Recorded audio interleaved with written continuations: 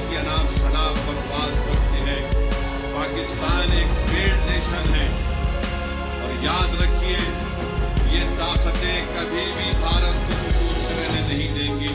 तुम कौन सा मिसाइल टेस्ट करते टेस्ट कर लो, याद रखो, मगर भारत तुम्हारे से ताकतवर है और हमेशा रहेगा इंशाअल्लाह ताला।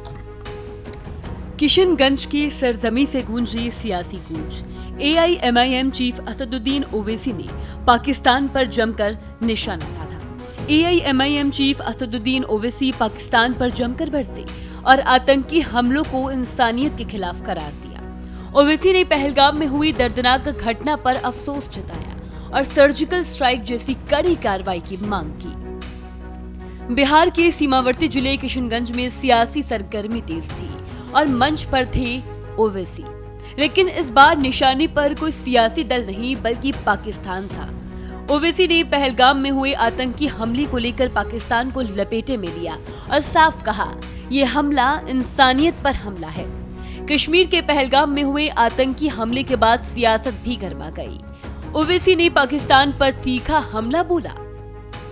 उन्होंने साफ कहा कि पाकिस्तान से आने वाले आतंकी भारत के मासूम लोगों की जान ले रही है। ओवैसी ने कहा, पहलगाम की घटना अफसोसजनक है और इंसानियत के खिलाफ है। मैं हुकूमत से मांग करता हूं कि सर्जिकल स्ट्राइक और बालाकोट जैसी कार्रवाई की जाए।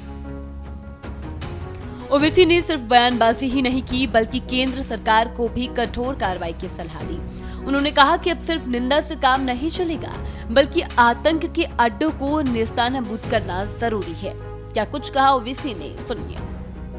इस तरह की अनाप शनाप बकवास बकते हैं। पाकिस्तान एक फेल्ड नेशन है और याद रखिए ये ताकतें कभी भी भारत को सुकून से रहने नहीं देंगी। आज वक्त है कि हम इनको एक मौसर जवाब दें ताकि हमेशा के लिए ये दहशतगर्दी का ये जहर हमेशा के लिए खत्म होकर रह जाए। बांग्लादेश में भी कोई एक साहब अनाप शनाप बक रहे हैं कि नॉर्थ ईस्ट में ऐसा कर देंगे। मैं उनसे भी कहूंगा कि भाई साहब, जो मुल्क आपको मिला है वो हमारी वजह से मिला है, अपने मुल्क में आराम से रहो। याद रखो, जब भारत पर अगर कोई उंगली उठाता है तो हम अपने तमाम इख्तलाफात को भूलकर एक सीसा पिला हुई दीवार की तरह खड़े हो जाते हैं।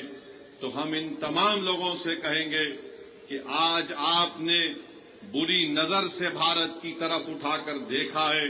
मुझे यकीन है कि जो मासूमों का कत्ल हुआ है उनका खून रायगा नहीं जाएगा, बल्कि मैं तायीद करता हूं कि भारत सरकार ने यह फैसला लिया कि पाकिस्तान की कश्तियां और पाकिस्तान के प्लेन भारत के हुदूद में नहीं आएंगे, बल्कि हम ये भी कहेंगे कि पाकिस्तान को FATF के ग्रे लिस्ट में डाल दिया जाए और जो लोग पाकिस्तान में बैठकर भारत के ताल्लुक से क्या क्या कहते हैं नहीं मालूम, मगर इनको आईने में अपनी सूरत देखना चाहिए। तुम कौन सा मिसाइल टेस्ट करते टेस्ट कर लो, याद रखो, मगर भारत तुम्हारे से ताकतवर है और हमेशा रहेगा इंशाअल्लाह ताला। मेरे अजीज दोस्तों और बुजुर्गों, ये अर्ज करना जरूरी था।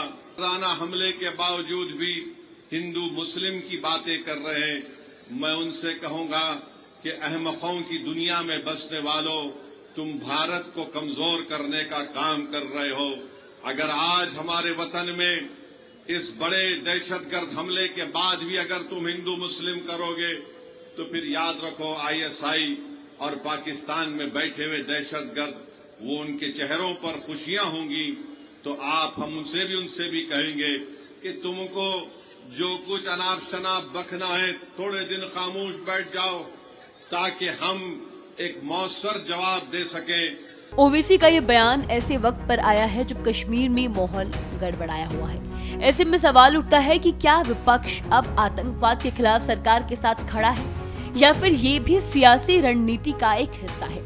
तो पहलगाम हमले को लेकर अब सियासी बयानबाजी तेज हो रही है, लेकिन असदुद्दीन ओवैसी का पाकिस्तान के खिलाफ तीखा रुख ये दिखाता है कि आतंकवाद के मुद्दे पर कोई नरमी नहीं है। अब देखना ये होगा कि सरकार का अगला कदम क्या होगा। फिलहाल इस खबर में इतना ही। इसी तरह के तमाम और खबरें देखने के लिए देखते रहे भारत एक्सप्रेस।